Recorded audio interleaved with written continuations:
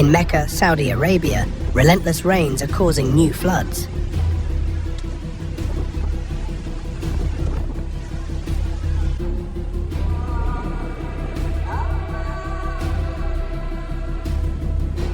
On 06/01 to 225, the flood disaster caused by heavy rainfall is still ongoing.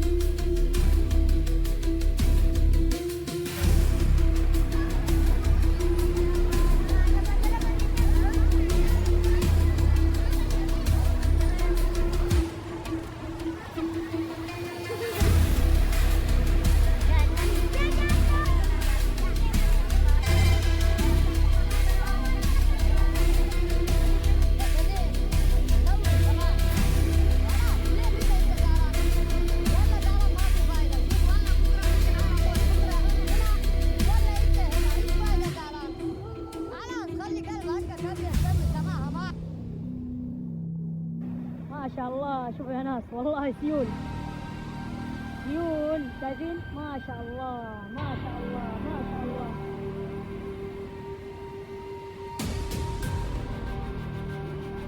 Saudi Arabia's official news agency, SPA, reported heavy to moderate rain in many parts of Mecca.